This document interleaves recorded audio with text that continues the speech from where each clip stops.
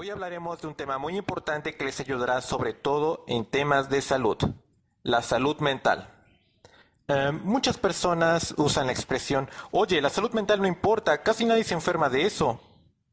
Pues bien, esa expresión es incorrecta, porque cuando uno se pone a investigar, sobre todo en épocas modernas, en donde el ritmo de vida es más acelerado que a comparación de hace 50 años, sobre todo en los jóvenes hablando estadísticamente, se dará cuenta que las cifras son increíblemente altas. Tristemente es ignorado y ni siquiera es reportado muchas veces este tipo de problemas, por lo mismo de que este tipo de problemas están relacionados con el factor social de una persona y de su mismo ambiente que lo rodea. Por lo que si vives en un país en donde la gente es apática a este tipo de problemas, no esperes mucho de su parte. Más allá de eso, esta es la parte humana social de la medicina, por lo que requieres un buen conocimiento clínico, fisiológico y psicológico para llegar a un punto en concreto. Del mismo modo, la genética juega un papel muy importante, y de hecho sí es muy apoyado esto en la comunidad científica. Incluso es algo censurado, por motivos que pueden estar incitando a la discriminación, como es en el caso del déficit intelectual.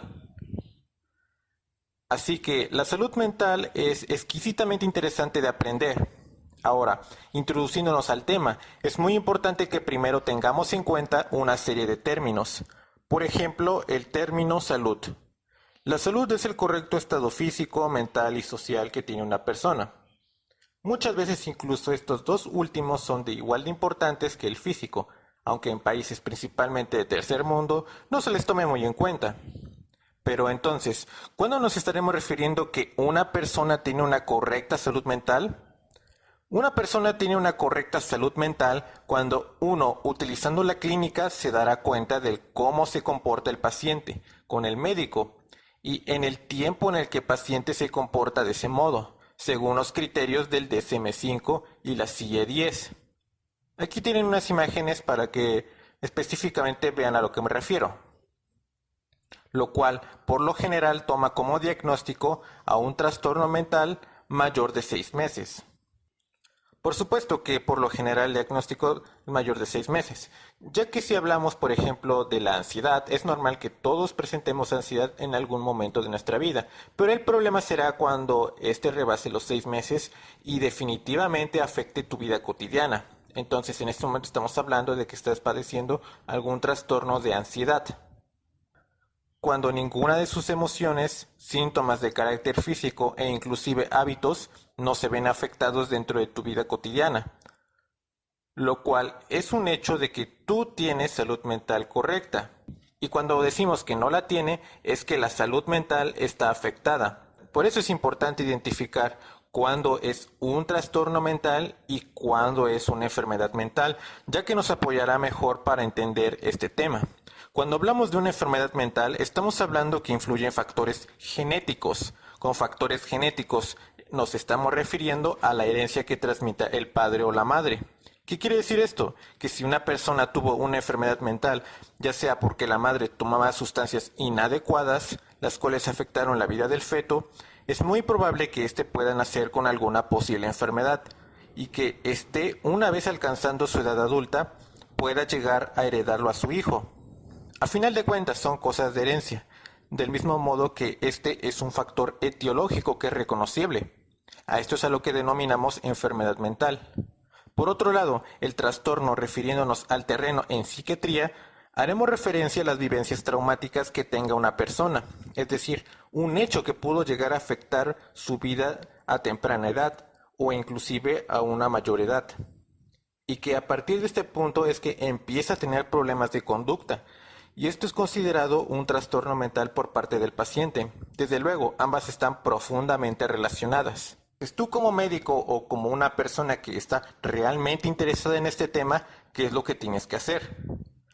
Siempre es importante que si tú eres médico, es importante que realices tu historia clínica siguiendo los pasos básicos, como es la inspección, la anamnesis, auscultación, palpación y percusión. Todo esto es para descartar cualquier hallazgo en el motivo de consulta. Una vez acabando eso, es importante que realicemos un examen mental, observando sus gestos, la agitación psicomotriz, que es un término con el cual nos referiremos a la forma aumentada de la motricidad del paciente, Es decir, que el paciente está moviéndose de una forma diferente a como el patrón que nosotros consideramos, entre comillas, normal, del mismo modo que usted debe ver su conducta. También es muy importante que observe su estado de alerta, es decir, la capacidad que analiza el cómo percibe las cosas. Quizás la persona que estás tratando puede presentar sordera y no un déficit de atención. Y por otro punto igualmente importante es la orientación y la memoria, los cuales son aspectos que se encargan de analizar al paciente, ya que de igual forma nos ayudará a identificar si puede estar presentando un problema como una demencia o estar presentando esquizofrenia, al estar teniendo ideas delirantes. Entonces, estas son las principales bases que se deben tomar en cuenta para saber que uno tiene una correcta salud mental.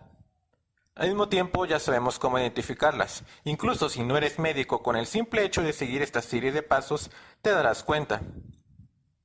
Entonces, no se pierdan el siguiente episodio.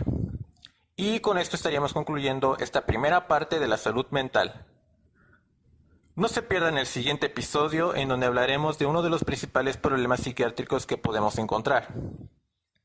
Nos vemos hasta el siguiente video y nos vemos hasta la próxima.